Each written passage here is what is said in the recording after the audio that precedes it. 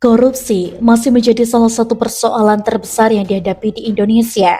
Hampir setiap tahun, aparat penegak hukum mengungkapkan berbagai kasus yang melibatkan pejabat negara, kepala daerah, aparatur sipil, hingga pihak swasta.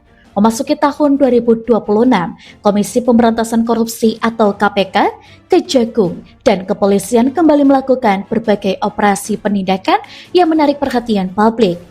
Deretan kasus terbaru ini menunjukkan bahwa praktik penyalahgunaan wewenang masih menjadi tantangan besar dalam tata kelola pemerintahan.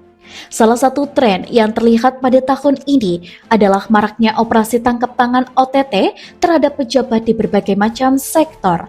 Dan dalam beberapa bulan pertama tahun 2026, KPK telah melakukan sejumlah OTT yang melibatkan pejabat pajak, bea cukai, kepala daerah hingga aparat peradilan.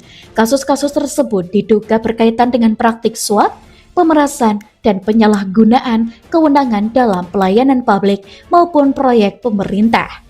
Kasus yang cukup menyita perhatian publik adalah dugaan korupsi yang melibatkan seorang kepala daerah di kabupaten tertentu. Penyelidikan masih terus berlangsung untuk mengungkapkan aliran dana serta pihak-pihak lain yang diduga ikut terlibat.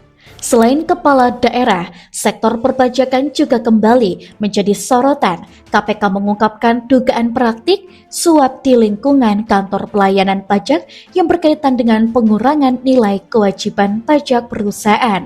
Di dalam kasus tersebut, sejumlah pejabat dan pihak swasta ditetapkan sebagai tersangka karena diduga melakukan kesepakatan ilegal demi keuntungan pribadi. Namun, kembali mengingatkan pentingnya pengawasan yang ketat terhadap pelayanan perpajakan di Indonesia.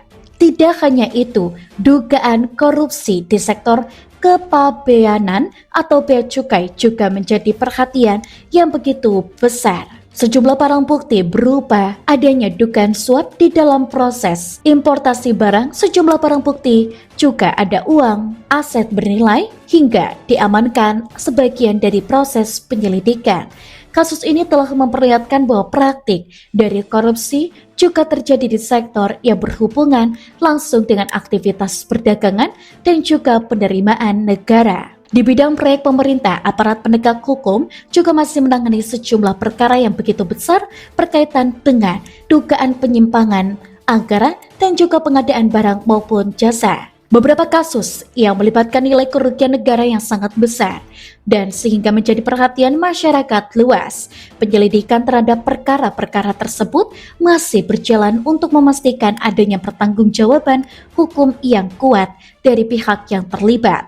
Dan maraknya pengungkapan kasus korupsi pada tahun 2026 menunjukkan bahwa penegakan hukum akan terus dilakukan. Namun di sisi lain, banyak pengamat menilai tingginya jumlah kasus yang menjadi indikator bahwa sistem pencegahan korupsi masih perlu diperkuat. Transparansi dalam pengelolaan anggaran, digitalitas pelayanan publik, serta pengawasan internal yang lebih efektif dianggap penting untuk mengurangi peluang terjadinya penyalahgunaan jabatan.